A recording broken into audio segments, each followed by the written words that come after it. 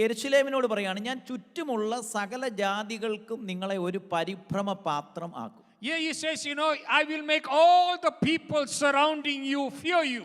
ഇത് എഴുതുന്ന കാലഘട്ടത്തിൽ ഇങ്ങനെ ചിന്തിക്കാൻ പോലും ഒക്കത്തില്ല. While this is being written, they could not even think of something like this. ശ്രദ്ധിക്കുക, ഞാൻ ആദ്യം ഓർപ്പിച്ചതുപോലെ ഇസ്രായേൽ എന്നറിയപ്പെടുന്ന അന്നത്തെ ആ രാജ്യം എന്ന് പറയപ്പെടുന്നത് പേർഷ്യൻ സാമ്രാജ്യത്തിലെ ഒരു ചെറിയ രാജ്യം മാത്രമാണ്. In those times Israel was just a small portion of a land out of Persia. ഇവരെക്കാട്ടിലും വലിയ എത്രയോ വലിയ രാജ്യങ്ങൾ അന്നത്തെ സൈറസിന്റെയും ഒക്കെ കാലഘട്ടത്തിൽ, നെബൂഖദ്നേസറിന്റെ ഒക്കെ കാലഘട്ടത്തിൽ ഉണ്ട്. പാകിസ്ഥാന്റെ ഒരു ഭാഗം, അഫ്ഗാനിസ്ഥാന്റെ ഒരു ഭാഗം, ഈജിപ്റ്റ്, ഒമാന്, ഇങ്ങനെയുള്ള ഒത്തിരി രാജ്യങ്ങളിൽ ഇവർ ചെറിയൊരു രാജ്യം മാത്രമാണ്. This land of Israel is a small speck compared to all the kingdoms that is all around them. There are big countries that is surrounding the small country of Israel. കഴിഞ്ഞ 70 വർഷങ്ങൾക്ക് മുൻപേ നെബൂഖദ്നേസർ എന്ന് പറയപ്പെടുന്ന രാജാവ് ഇവരെ തട്ടി ഇവരെ തകർത്ത ഒരു രാജ്യമാണ്. ഇവിടെ ഒന്നുമില്ലാത്ത ഒരു രാജ്യമാണ്. 70 years ago King Nebuchadnezzar came and completely wiped them out and they nullified them. That is what Israel is. സെക്കറിയാവ് പ്രവചനം പറയുന്ന സന്ദർഭത്തിൽ ഇവിടെ മൊത്തം കല്ലും അതുപോലെ തന്നെ മുള്ളും എല്ലാം പിടിച്ച് കെട്ടിടവും നശിച്ച് ദേവാലയവും നശിച്ച് അങ്ങനെ കിടക്കുന്ന ഒരു ജനത്തോട് ദൂത് പറയാണ്, നിന്നെ സകല ജാതികൾക്കും പരിഭ്രമപാത്രമാക്കും. When Zechariah is prophesying this, Israel is a place which is completely abolished. All the buildings are gone. It is just full of stones and bricks and stuff like that. The temple is wiped out. Nothing there. And Zechariah is making this prophecy. അപ്പോൾ ഒരുമാതിരി ബോധമുള്ള ഒരാൾ ഇത് വായിച്ചു കഴിഞ്ഞാൽ ഏറ്റവും വലിയൊരു മണ്ടത്തരമാണ് ഈ പ്രവാചകൻ പറഞ്ഞിരിക്കുന്നത്. Somebody with a small little brain, if he reads it, he says, what foolishness is this man talking about? ശ്രദ്ധിക്കുക, ഇവരെക്കാട്ടിലും വലിയ രാജ്യങ്ങൾ അന്നുണ്ട്. ഈജിപ്റ്റ് ഉണ്ട്, അഫ്ഗാനിസ്ഥാന്റെ ഒരു പാർട്ടുണ്ട്, പാകിസ്ഥാന്റെ ഒരു പാർട്ടുണ്ട്, ഒമാന്റെ ഒരു പാർട്ടുണ്ട്. തകർന്നു കിടക്കുന്ന ഈ ജനത്തെ എങ്ങനെയാണ് പരിഭ്രമപാത്രമാക്കുന്നത്? When there are big countries around the world like Egypt and Pakistan and Afghanistan, all these countries surrounding them, and these people who are just mud and bricks, how can you prophesy something about them? കാരണം ഇവര് തന്നെ ഇപ്പൊ Zerubbabel അടക്കമുള്ള പ്രിയപ്പെട്ടവർ തന്നെ വളരെ വിഷമത്തിൽ കഴിയുന്ന ഒരു കാലഘട്ടത്തിൽ ദൂത് പറയുകയാണ്, നിങ്ങളെ പരിഭ്രമപാത്രമാക്കും, നിങ്ങൾ ഭാരമുള്ള ഒരു കല്ലാകും.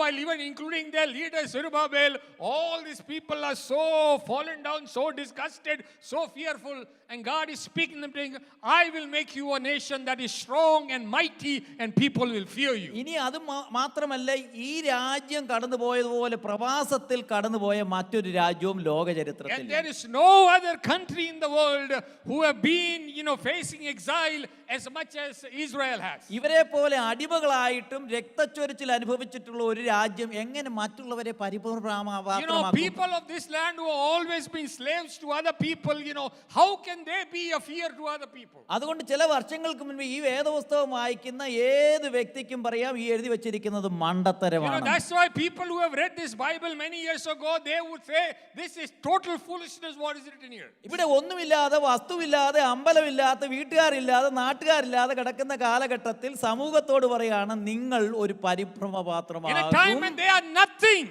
God is telling them, I will make you something. മാത്രമല്ല, ഇവർ കടന്നുപോയതുപോലെ ശോധനയിൽ കൂടെ കടന്നുപോയി. ഈജിപ്ഷ്യൻ ഗവൺമെന്റ്, പേർഷ്യൻ ഗവൺമെന്റ്, റോമ ഗവൺമെന്റ്, സർചക്രവർത്തിമാരുടെ ഭരണകാലം, ക്രൂസൈഡുകൾ, ബൈസന്റൈന്, ഒട്ടോമിയൻ ഭരണകാലം, ഇതുപോലെ തകർച്ചയിൽ കൂടെ കടന്നുപോയ ഒരു ജനം ഇവരെങ്ങനെ പരിഭ്രമപാത്രമാകും? There's no other nation who went through so much of trouble and persecution as much as Israel has gone through.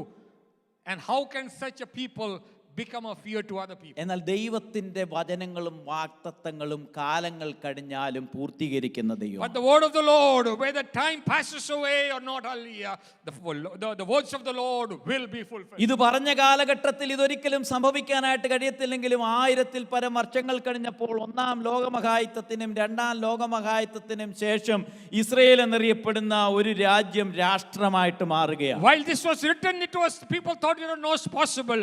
But if you go down 1000 years after the First World War, after the Second World War, the nation of Israel became a nation which every other nation envies. ഇന്ന് നമ്മൾ നോക്കുമ്പോൾ ഇത് ലോകത്തിലെ എല്ലാ പ്രിയപ്പെട്ടവർക്കും ഭാരമുള്ള ഒരു തലവേദനയുള്ള ഒരു രാജ്യമായിട്ട് നിൽക്കുകയാണ്. Today, hallelujah, if you look at Israel, hallelujah, it's a headache to all the countries they surround. എല്ലാ മാധ്യമങ്ങളും ഒരു ദിവസങ്ങളിലെങ്കിലും പരാമർശിക്കപ്പെടുന്ന ഒരു തലവേദന പിടിച്ച ഒരു രാജ്യമായിട്ട് ഇസ്രായേൽ ഇന്ന് മാറ്റപ്പെട്ടിരിക്കുകയാണ്. Every nation around around the world, hallelujah, look at it and they are a headache to them. കാരണം എന്താണെന്ന് ചോദിച്ചു കഴിഞ്ഞാൽ ലോകത്തിലെ ക്രൈസ്തവ മതത്തിന്റെ സിരാ കേന്ദ്രമാണ് യെരുശലേം The എന്നറിയപ്പെടുന്ന reason സ്ഥലം. for this is only Israel is the capital city of Christianity. മാത്രമല്ല യഹൂദന്മാരുടെ അബ്രഹാം അടക്കം മോശ അടക്കം ദാവീദ് അടക്കമുള്ള പൂർവ്വപിതാക്കന്മാരുടെ ചരിത്രം ഉറങ്ങുന്ന സ്ഥലമാണ് Hallelujah. Israel. It is a place where the history of the people like Abraham and Moses and David, their history, hallelujah, lies in these places. അതുപോലെ തന്നെ ലോകത്തിലെ രണ്ടാമത്തെ മതമായിരിക്കുന്ന ഇസ്ലാമുകളുടെ മുഹമ്മദ് നബിയുടെ ഉയർത്തെഴുന്നേറ്റ സ്ഥലമെന്ന് വിശ്വസിക്കപ്പെടുന്ന പ്രധാനപ്പെട്ട സ്ഥലമാണ് And Israel is Israel. the place of the second largest religion, the Muslim religion, where their prophet Muhammad raised from there. അതുകൊണ്ട് ഇതെല്ലാ പ്രിയപ്പെട്ടവർക്കും ലോകത്തിലുള്ള എല്ലാവർക്കും ഒരു ശ്രദ്ധാ കേന്ദ്രമാണ്. That's why for all the people of the world, hallelujah, Israel is the center of attraction.